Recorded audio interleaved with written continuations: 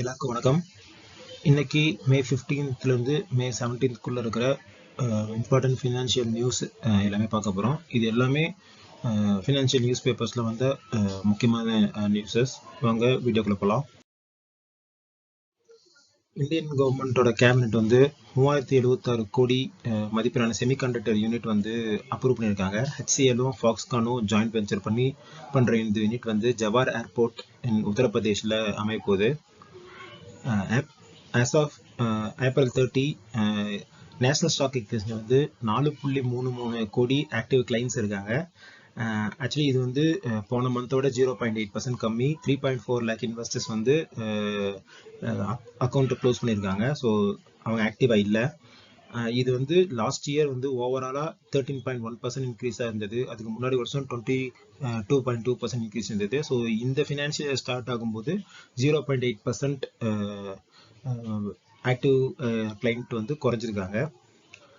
Wholesale இன்ஃப்ளேஷனோடைய figures வந்துருக்கு.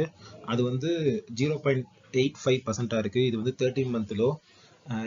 இதுக்கு முக்கியமான காரணமாக உணவோட விலை, மேனுஃபேக்சரிங் குட்ஸோட விலை எல்லாமே கம்மியாக இருக்குது. ஸோ ஓவரால் ஹோல்சேல் இன்ஃப்ளேஷன் வந்து 13 month லோ டச் பண்ணியிருக்கு. அதே மாதிரி இன்ஃப்ளேஷன் வந்து ஈஸியாக இருக்கிறதுனால, both core inflation and wholesale inflation ரெண்டுமே ஈஸியாக இருக்கிறதுனால எஃப்எம்சி கம்பெனிஸ் வந்து டிமாண்ட் வந்து ரிகவரி ஆகும் நெக்ஸ்ட் ஃபினான்ஷியல் இயரில். ஏன்னா இந்த ஃபினான்ஷியல் இயரில் வந்து இன்கம் டேக்ஸ் கட்ஸோட பெனிஃபிட்ஸ் இருக்குது, மேக்ரோஸும் பெட்டராக இம்ப்ரூவ் ஆயிருக்கு. ஸோ அதோட மொமெண்டம் வந்து எஃப்எம்சி கம்பெனிஸோட டிமாண்டை ட்ரைவ் பண்ணும் அப்படின்னு சொல்லியிருக்காங்க. கோல்டு வந்து கொஞ்சம் கூலாக இருக்கு. ரொம்ப ஹை ஆஃப்டர் ஹைன்னு போயிட்டு இருந்தது வந்து கொஞ்சம் இப்போ ஸ்டேபிள் ஆகிருக்கு. பிகாஸ் ஸ்டாக் மார்க்கெட் எல்லாமே ரிவைவ் ஆக ஆரம்பிச்சதுக்கப்புறம். பட் இன்னும் குளோபல் ட்ரேட் இஷ்யூஸ் வந்து அன்ரிசால்வ்டாக தான் இருக்குது. இன்னும் ஃபுல்லாக கிளியர் பிக்சர் கிடைக்கல. அப்படிங்கிறதுனால எப்போ வேணாலும் அந்த புல்லிஷ் ட்ரெண்ட் ரிவ்யூ ஆகலாம் அப்படின்னு சொல்லியிருக்காங்க.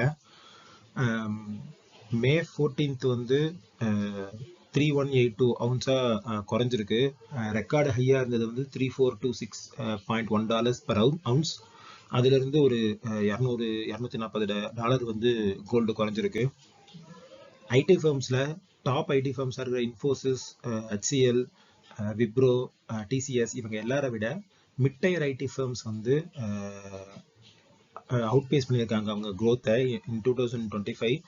For an example Coforge, Persistent, KPIT, Mphasis இவங்க எல்லாருமே நீச் ப்ராடக்டை ரொம்ப கான்சென்ட்ரேட் பண்ணுறதுனால அவங்களோட ரெவன்யூவை வந்து அவங்களால எக்ஸ்பேண்ட் பண்ண முடியுது கம்பேர் டு லார்ஜர் பியர்ஸ்.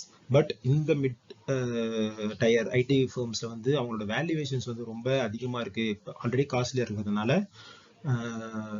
இவங்களோட க்ரோத் வந்து அதை மீட் பண்ணுது அப்படின்னு சொல்லியிருக்காங்க. அதே மாதிரி லோ இன்ஃப்ளேஷன் வந்து இந்தியாவில் இருக்கிறதுனால ஜூன் டு அக்டோபருக்குள்ள 3 ரேட் கட் இருக்கும் அப்படின்னு வந்து மார்க்கெட் பிலீவ் பண்ணுது. ஏன்னா February 2025 already 2 rate cut 25 basis point each பண்ணிட்டாங்க RBI. ஸோ நெக்ஸ்ட் 3 மீட்டிங்ஸில் ஜூன், ஆகஸ்ட், அக்டோபர் 3லேயுமே 25 basis points குறைப்பாங்க. ஸோ டோட்டலாக 75 basis points குறையும் அப்படின்னு ஒரு எதிர்பார்ப்பு இருக்கு. இந்த 75 basis point நடந்தால் ஹவுஸ் லோன் கட்டுறவங்க, அந்த ஃப்ளோட்டிங் இன்ட்ரெஸ்ட் ரேட் வாங்கியிருக்கவங்க இவங்க எல்லாருக்குமே அவங்களோட EMI குறையறதுக்கான சான்சஸ் இருக்கு. IRDA வந்து இன்சால்வென்சி பெட்டிஷன் வந்து ஜென்சால் மேலே ஃபைல் பண்ணியிருக்காங்க. அவங்க வந்து 510 கோடி வந்து IRDAக்கு பே பண்ணணும். ஸோ அதுக்காக இன்சால்வேஷன் பெட்டிஷன் வந்து சப்மிட் பண்ணியிருக்காங்க. ட்ரம்ப் வந்து 5% US tax on outbound remittance, அமெரிக்காவில் வேலை பார்க்குற இந்தியன்ஸோ இல்லை வேற எந்த கண்ட்ரியில் இருக்கிறவங்களோ ரெமிட்டன்ஸ் அனுப்பும்போது அதில் 5% டேக்ஸ் வந்து ப்ரப்போஸ் பண்ணியிருக்காரு. இதனால அந்த ஃபேமிலியோட ஃபினான்சஸ், அவங்க அந்த NRI நம்பி இருக்கிற ஹவுசிங் மார்க்கெட் இதெல்லாம் பாதிக்கப்படலாம் அப்படின்னு எதிர்பார்க்கப்படுது. ஓவரால் ஏப்ரலோட வெஹிக்கிள் சேல்ஸ் ஃபிகர்ஸ் வந்திருக்கு. ஓவரால் ஃபிகர் வந்து 13% குறைஞ்சிருக்கு. பேசஞ்சர் வெஹிக்கிள் 3.9% இன்க்ரீஸ் ஆயிருக்கு.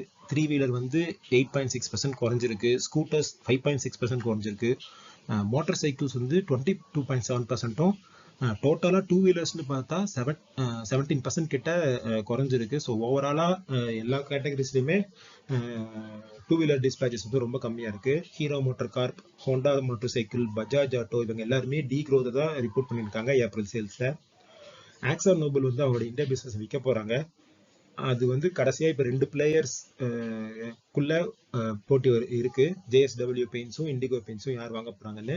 ஜேஎஸ்டபிள்யூ கிட்டத்தட்ட டீல வந்து முடிக்க போறாங்க. 75% ஸ்டேக் இன் ஆக்ஸோனபிள் வாங்க போறாங்க 12,000 கோடி வேல்யூவேஷன்ல அப்படின்னு ரிப்போர்ட் ஆயிருக்கு. இந்தியாவோட ட்ரேட் டெபிசிட் வந்து வைடன் ஆயிருக்கு 26.42 பில்லியன் க்ரோஸ். ஏன்னா இந்த குவார்டர்ல இம்போர்ட் வந்து 19.12% இயர் ஆன் இயர் இன்க்ரீஸ் ஆயிருக்கு $61.91 பில்லியன். எக்ஸ்போர்ட்டும் இன்க்ரீஸ் தான் இருக்கு 9.03%. பட் இம்போர்ட் ரொம்ப இன்க்ரீஸ் ஆயிருக்கிறதுனால ட்ரேட் டெபிசிட்டும் இன்க்ரீஸ் ஆயிருக்கு. சிங்கப்பூர்ல இருக்கிற ஜிஐசி இன்வெஸ்ட்மெண்ட் கம்பெனி வந்து காம்படிஷன் கமிஷன் ஆஃப் இந்தியாவோட நாடுக்கு அப்ளை பண்ணியிருக்காங்க டு அக்யூர் 2.14% ஸ்டேக் இன் க்ரோங்கிற இன்வெஸ்டிங் ஆப்ல வந்து அவங்க ஐபிஓ போட போறாங்க. அதுக்கு முன்னாடி 2.14% ஸ்டேக்கை வாங்குறதுக்கு இவங்க வந்து காம்படிஷன் கமிஷன் கிட்ட அப்ளை பண்ணியிருக்காங்க. ஈக்விட்டி மியூச்சுவல் ஃபண்ட்ஸோட கேஷ் ஹோல்டிங்ஸ் வந்து 5வது மந்தா இன்க்ரீஸ் ஆகிட்டே இருக்கு.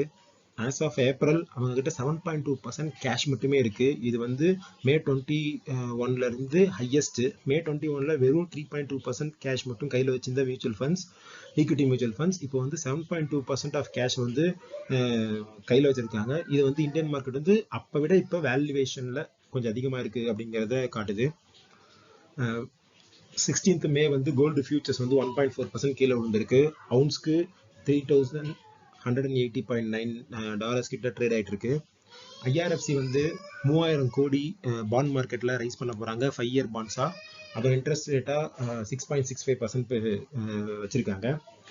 அதே மாதிரி இந்தியாவோட ஃபாரெக்ஸ் ரிசர்வ்ஸ் வந்து $4.5 பில்லியன் இன்க்ரீஸ் ஆயிருக்கு.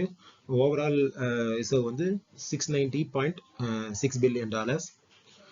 க்ரோ வந்து ஃபிஸ்டம் அப்படிங்கிற அந்த டெக் கம்பெனியை வந்து $150 மில்லியன் வாங்க போறாங்க. சென்செக்ஸ் நிஃப்டி ரெண்டுமே இந்த வாரம் 4% கெயின் ஆயிருக்கு. எல்லா செக்டோரியல் இண்டிசஸும் வந்து ஹையரா தான் ஃபினிஷ் பண்ணியிருக்காங்க. டிஃபென்ஸ் ஸ்டாக் வந்து நல்லாவே ஏறி இருக்கு.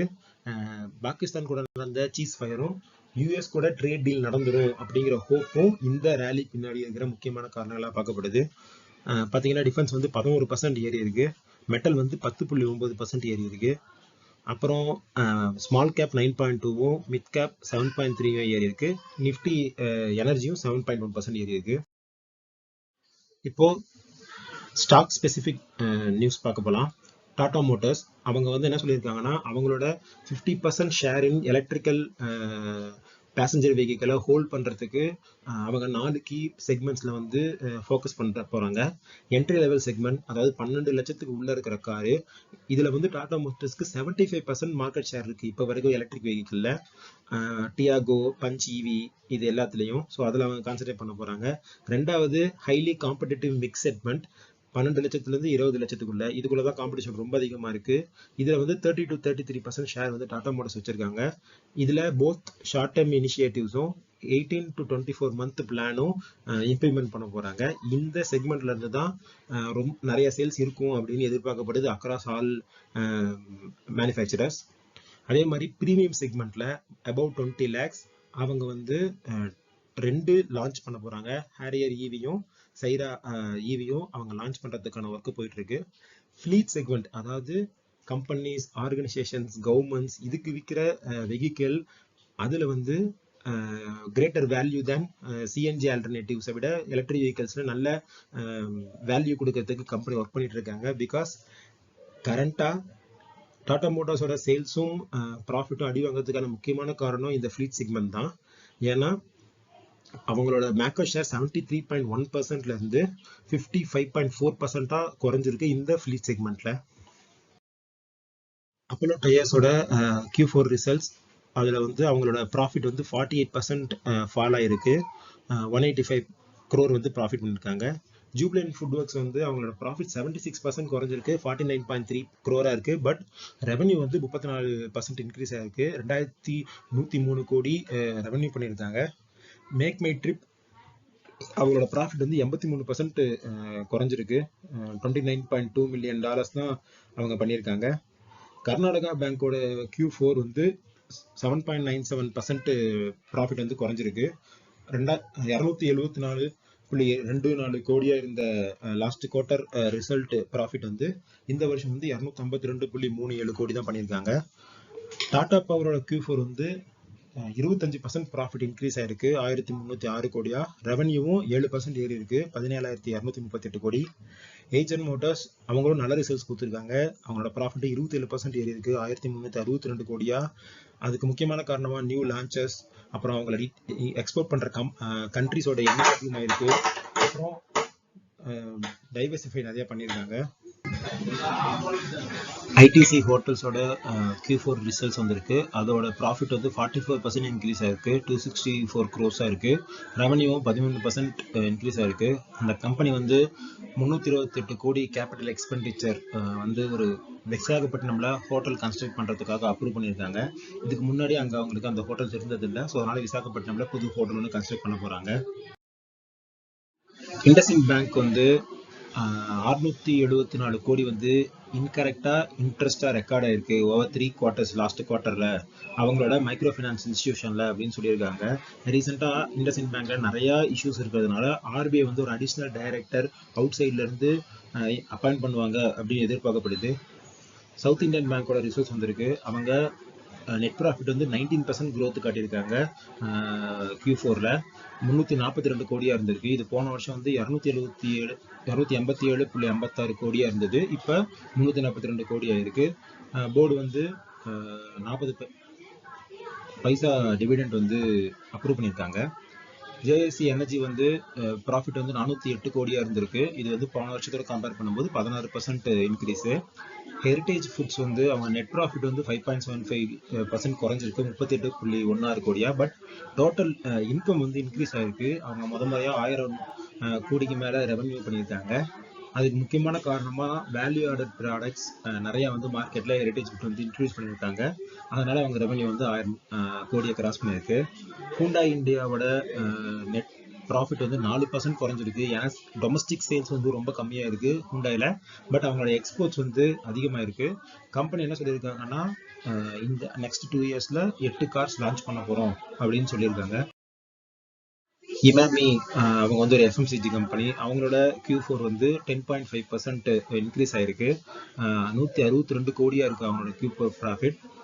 ஏன்னா அவங்களோட டொமஸ்டிக் பிஸ்னஸ் வந்து நல்ல சேல்ஸ் பார்த்துருக்காங்க. அமெரிக்கன் கம்பெனி போயிங் வந்து $200 பில்லியன் ஆர்டர் வந்து கத்தார்ல இருந்து வின் பண்ணியிருக்காங்க. இது வந்து one of the largest deal. அவங்களோட டீல் வந்து ட்ரம்ப் வந்து இப்போ ரீசெண்டாக கத்தாருக்கு போனப்ப இந்த அக்ரிமெண்ட் வந்து சைன் ஆயிருக்கு. சோனி வந்து என்ன சொல்லியிருக்காங்கன்னா அவங்க ப்ராஃபிட் வந்து ஃபிளாட்டா தான் இருக்கும் இந்த வருஷம் அப்படின்னு சொல்லியிருக்காங்க. அதுக்கு காரணமா இந்த ரீசெண்டா நடந்த டேரிஃப்னால $700 மில்லியன் வந்து இம்பாக்ட் இருக்கும் அப்படின்னு சொல்லியிருக்காங்க. ட்ரம்ப் வந்து என்ன சொல்லியிருக்காருன்னா இந்தியா வந்து எங்க யூஎஸ்ஏக்கு வந்து நோ டேரிஃப் 0% டேரிஃப் வந்து ஆஃபர் பண்ணாங்க அப்படின்னு சொல்லியிருக்காரு. பட் ஆனால் ஜெய்சங்கர் என்ன சொல்லியிருக்காருன்னா எதுவுமே எனக்கு டிசைட் ஆகல, எல்லாமே டிஸ்கஷன்ல தான் இருக்கு. 2 கண்ட்ரியும் வந்து ஜூலை 8th ட்ரேட் டீல் வந்து அட்டைன் ஆயிடும் அப்படின்னு எதிர்பார்க்குறாங்க. இதெல்லாம் தான் இந்த லாஸ்ட் 3 daysல இருந்த important financial news. Thank you for வாட்சிங் திஸ் வீடியோ.